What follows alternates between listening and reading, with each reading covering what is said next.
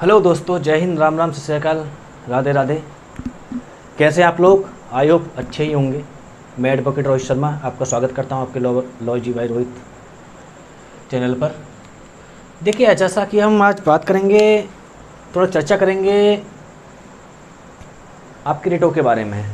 Writ आपने बहुत जगह पढ़ी होंगी। कुछ लोगों ने मुझसे बोला था कि रिट हमें थोड़ा समझ में नहीं आती हैं। देखिए, हम शॉर्ट वे में समझेंगे रिट होती क्या है, ये कितने प्रकार की होती है, सबका क्या क्या कार्य होता है, ठीक है ना।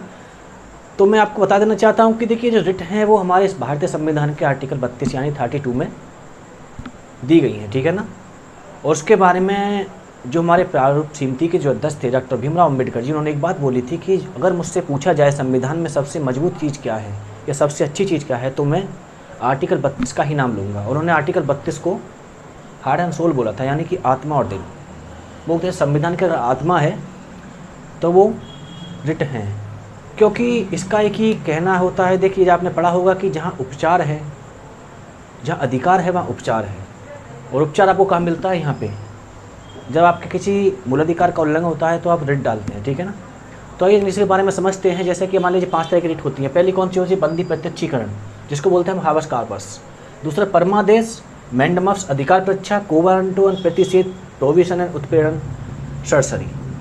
अब एक एक करके इनको समझते हैं, इनका मतलब क्या होता है। देखिए, पहली कौन सी होती है? हैवस कार्पस। हैवस कार्पस यानी कि बंदी प्रत्यक्षीकरण। इसका मतलब होता है कि मान लीजिए जब किसी व्यक्ति को विधि द्वारा स्थापित प्रक्रिया के बिना बंदी बनाया जाता है, यानी कि आर्टिकल 21 का उल्लंघन करके बंदी बनाया जाता है, जिसका कोई मतलब नहीं होता है ना, तो उस व्यक्ति को स्वतंत्र कराने के लिए, यानी छुड़ाने के लिए हैवस कार्पस यानी कि बंदी प्रत्यक्षीकरण की रिट डाली जाती है।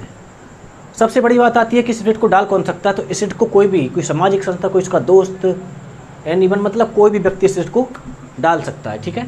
अब रिट डाली कहाँ जाती हैं? तो ये जो रिट डाली जाती हैं वो आर्टिकल 32 और 226 के अंतर्गत हाई कोर्ट एंड उच्च न्यायालय और सुप्रीम कोर्ट यानी कि उच्चतम न्यायालय। जो हम रिट डालेंगे ये उच्च न्यायालय और उच्चतम न्यायालय में ही डालेंगे, ठीक है। अब बंदी प्रत्यक्षीकरण में क्या होता है कि जब कोई व्यक्ति को विधि द्वारा स्थापित प्रक्रिया के बिना बंदी बना दिया जाता है तो उसको स्वतंत्र कराने के लिए रिट डाली जाती है। जैसे कि मैं आपको एग्जाम्पल बताता हूँ इसका एक। जैसे आपने केस पढ़ा होगा रुदल शाह वर्सेस बिहार। इस मामले में क्या था कि रुदल शाह जो थे उनको कोर्ट के द्वारा बरी कर दिया गया था, यानी कि दोषमुक्त कर दिया गया था। ये दोषमुक्त होने के बाद और बरी होने के बाद जब इनके छोड़ने का आदेश हो गया था, इसके बावजूद इनको पूरा 14 वर्ष तक जेल में रखा गया, यानी कि इनको छोड़ा नहीं गया। तो इनको सबसे पहले हैवस कार्पस रिट के द्वारा ही इनको स्वतंत्र कराया गया। ये इसका सबसे अच्छा एग्जाम्पल है रुदल शाह वर्सेस बिहार। इनको प्रतिकर यानी कि इनको उसको क्या बोलते हैं, हर्जाना भी दिया गया इनके लिए। तो रुदल शाह को क्या हुआ था, सज़ा पूरा करने के बाद भी इन्होंने 14 साल एक्स्ट्रा सज़ा काटी थी और हैवस कार्पस द्वारा इनको छोड़ा गया। तो हैवस कार्पस हमको एक अधिकार देती है कि जिन लोगों को बिना मतलब के बंद कर लिया जाता है, कि आज पुलिस ने उठाया 3 दिन तक बंद कर लिया या बिना मतलब के उसको उठा के ले गए, तो उसके लिए हैवस कार्पस डाली जाती है, ठीक है। तो हैवस कार्पस किसे डाली जाती है? हैवस कार्पस जो डाली जाती है जब लोगों को बिना किसी प्रक्रिया के बंद कर दिया जाता है, यानी कि निरुद्ध कर दिया जाता है, तो उनको स्वतंत्र कराने के लिए हैवस कार्पस यानी कि बंदी प्रत्यक्षीकरण की रिट डाली जाती है। ये आपको पता ही होगा कि आर्टिकल 32 और 226 के अंतर्गत हम उच्चतम न्यायालय, उच्च न्यायालय, सुप्रीम कोर्ट, हाई कोर्ट में ही इन रिटों को दायर कर सकते हैं, ठीक है। अगली रिट जो होती है वो है परमादेश। परमादेश क्या होती है? मैंडमस। देखिए, इसमें क्या होता है कि जब कोई कार्यपालक अधिकारी है ना, यानी कि कोई अधिकारी है, एग्जीक्यूटिव ऑफिसर है, अब वो क्या करता है कि अपना जो कार्य है, जिस कार्य के लिए वो पद पर चयन हुआ है, उस कार्य को वो गलत तरीके से करता है, जो उसके नियम है उनका उल्लंघन करके करता है, ये संविधान विरुद्ध तरीके से, विधि विरुद्ध तरीके से मतलब अतिक्रमण कर देता है, ठीक है ना। तो उसको एक आदेश दिया जाता है, क्या कि आप अपने काम को सही तरह से करिए, कि हम आपको आदेश देते हैं। परमादेश का मतलब होता है कि हम आपको आदेश देते हैं। आदेश क्या देते हैं? कि आप जो कार्य कर रहे हैं उसको विधि के अंतर्गत और संविधान के अंतर्गत रहते करिए, अपने कर्तव्यों का पालन करते रहिए। अगर आप कोई कर्तव्य के पालन के उल्लंघन में अपने कार्य को करता है तो उसको परमादेश रिट जारी की जाती है। जैसे कि बता लीजिए, समझिए, अब मान लीजिए कोई अधिकारी है, ठीक है। अब किसी अधिकारी ने क्या किया, कोई घोटाला कर रहा है मुझे, ठीक है ना, और हमको पता है कि घोटाला कर रहा है, तो हम क्या करेंगे, उसके खिलाफ मैंडेमस डाल देंगे, जिसमें उसको आदेश दिया जाता है कि आप इस कार्य को सही तरह से करिए। इसमें एक आपको मैं केस बताता हूँ, MP स्टेट वर्सेस भंडारा का केस था। इसमें क्या था कि राज्य सरकार ने बोला था कि हम अपने सभी कर्मचारियों को मतलब एक क्या देंगे, निश्चित दर से महंगाई भत्ता देंगे। अब कुछ समय बाद क्या हुआ कि सरकार ने उनको उन्हें भत्ता नहीं दिया गया, तो वह इसके लिए रिट डाली गई मैंडेमस सरकार के खिलाफ, कि सरकार ने अपने वादे से मुकर गई है और उन्होंने वादा किया था कि हमको एक महंगाई भत्ता मिलेगा, लेकिन हमको नहीं दिया गया। तो यहाँ पे क्या बोला था, सुप्रीम कोर्ट ने बोल दिया था कि देखिए जो मैंडेमस जारी की जाती है वो सार्वजनिक ऑफिसर के विरुद्ध जारी की जाती है, यानी कि लोक सेवक, यानी कि जो आपके एग्जीक्यूटिव ऑफिसर होते हैं, ना कि सरकार के विरुद्ध। और सरकार की वो विवेकीय शक्ति है, अपनी पावर है, वो किसी को भत्ता दे ना दे, वो उसको कोई कर्तव्य का उल्लंघन नहीं है, ठीक है ना। नेक्स्ट जो रिट थी वो है अधिकार परीक्षा, इसको बोलते हैं क्यू वारंट टू।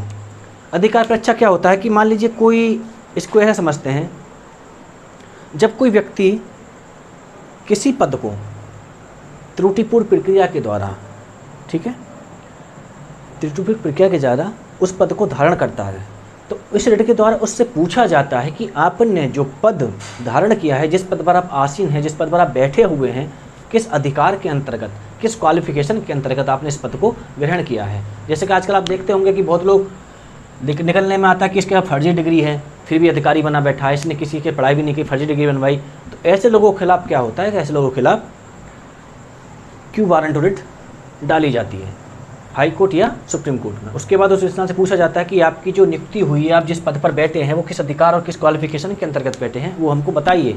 और नहीं बताया जाता है तो उस पर उसकी नौकरी चली जाती है, ठीक है ना। इसी चीज़ को क्या हुआ, अधिकार परीक्षा या क्यू वारंट रिट कहते हैं, जब कोई अवैध रूप से या त्रुटिपूर्ण प्रक्रिया से, मतलब गलत तरीके से किसी पद को धारण करता है, तो उसके खिलाफ उसको हटाने के लिए अधिकार परीक्षा रिट जारी जी की जाती है, ठीक है। सबसे बड़ी बात है मैं बता देता हूँ कि जो परमादेश रिट जो जारी की जाती है या अधिकार परीक्षा, ये सिर्फ सार्वजनिक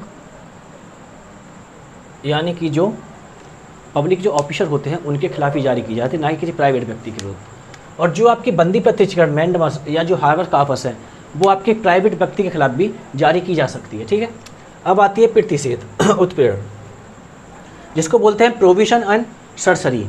ये दोनों जो रिट हैं वो न्यायालय से संबंधित हैं, ठीक है। पहली क्या थी, वो किसी भी व्यक्ति के खिलाफ डाली जा सकती थी, ये सिर्फ लोक ऑफिसर के खिलाफ डाली जा सकती है, ये न्यायालय के बारे में बताती है। तो इसमें एक एक तरह से समझते हैं कि प्रतिषेध और सरसरी दोनों न्यायालय संबंधित में, दोनों में अंतर क्या है। देखिए इसमें क्या है कि जब कोई न्यायालय जब कोई जजमेंट देता है, कोई कार्य करता है, ठीक है, तो उसमें क्या होता है कि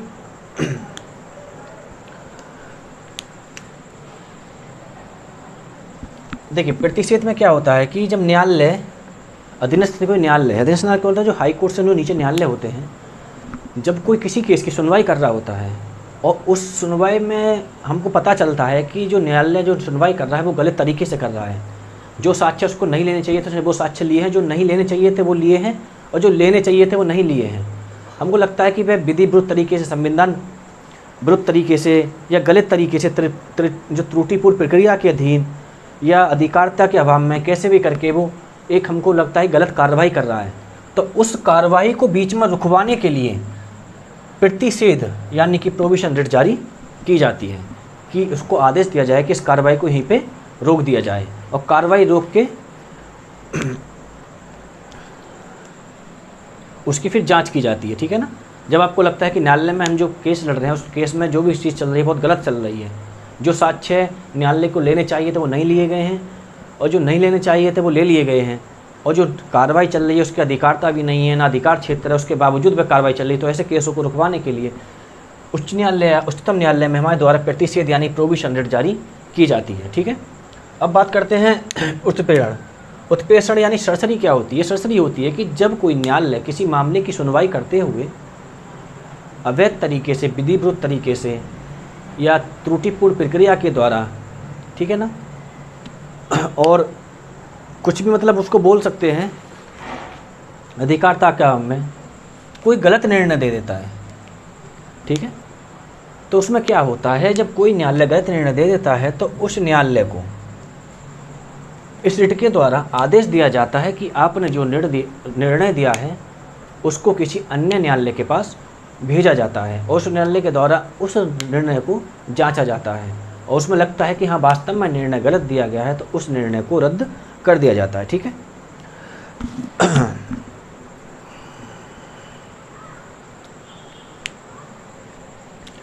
तो इन दोनों में क्या अंतर था, इसमें जब कोई कार्रवाई गलत चल रही है साक्ष्य के अभाव में कैसे भी करके, तो कार्रवाई को रोकने के लिए प्रतिषेध यानी प्रोविजन रिट जारी की जाती है। और जब कोई कार्रवाई विधि विरुद्ध प्रक्रिया के द्वारा साक्ष्य के अभाव में गलत निर्णय दे दिया जाता है तो उस निर्णय की जांच करने के लिए उत्कृष्ट यानी प्रोविजन रिट सरसरी रिट जारी की जाती है, जिसके द्वारा क्या होता है कि उस निर्णय को एक वरिष्ठ न्यायालय के पास भेज दिया जाता है, वो उसकी जांच करके बताता है कि जो निर्णय दिया गया है वो सही है गलत है, और निर्णय गलत होता है तो उसको वहीं पर रद्द कर दिया जाता है। ये न्यायालय के संबंध में थी। यह न्यायिक और अर्ध न्यायिक, ठीक है, दोनों संस्थाओं के विरुद्ध ये रिट जारी की जाती है। तो आपके आयु को अच्छा लगा होगा, आपके समझ में आई हुई रिट क्या होती है। रिट जो जारी की जाती है, देखिए वो आर्टिकल 32 और 226 के अंतर्गत हाई कोर्ट और सुप्रीम कोर्ट में जारी की जाती है, डाली जाती है। इसमें एक बंदी प्रतिचिरण जो हैवस कार्पस है उसको सिर्फ एक प्राइवेट व्यक्ति के विरुद्ध या किसी के विरुद्ध भी डाली जा सकती है, उसको कोई भी व्यक्ति डाल सकता है किसी व्यक्ति को छुड़ाने के लिए। रूदल सा इसका केस था जिसमें आप कुछ अच्छी तरह समझ सकते हैं। परमादेश में किसी भी लोक अधिकारी को आदेश दिया जाता है कि जो आप कार्य कर रहे हैं वो गलत है, किस तरीके से कार्य कर रहे हैं उस कार्य करिए, मतलब कि हम आदेश देते हैं। अधिकार परीक्षा क्यू वारंटो आपके समझ में आई हो। क्यू वारंटो में पूछा जाता है कि आपने जो पद धारण किया है वो किस हैसियत में धारण किया है, आप गलत तरीके से पद को धारण किए हैं उसको बताइए, नहीं बता पाएंगे तो आपको पद से हटा दिया जाएगा। प्रतिषेध यानी प्रोविजन न्यायालय से, उसमें क्या होता है कि प्रतिषेध में जो न्यायालय कोई कार्रवाई गलत करता है साक्ष्य के अभाव में करता है तो उस कार्रवाई को बीच में रोकने के लिए प्रोविजन रिट जारी की जाती है, वह कार्रवाई बीच में ही रोक दी जाती है जिसकी उसकी जांच की जाती है। उत्प्रेषण यानी कि सरसरी, जब न्यायालय और न्यायालय कोई निर्णय गलत देते हैं, कोई निर्णयों की जांच करने के पश्चात न्यायालय के पास वो निर्णय भेजा जाता है, इसलिए सरसरी रिट जारी की जाती है। आई होप आपको रिटों के बारे में जानकारी हो गई होगी। तो आज तक के लिए इतना ही था, मिलते हैं कि नेक्स्ट वीडियो में नए टॉपिक के साथ। तब तक के लिए जय हिंद, जय भारत।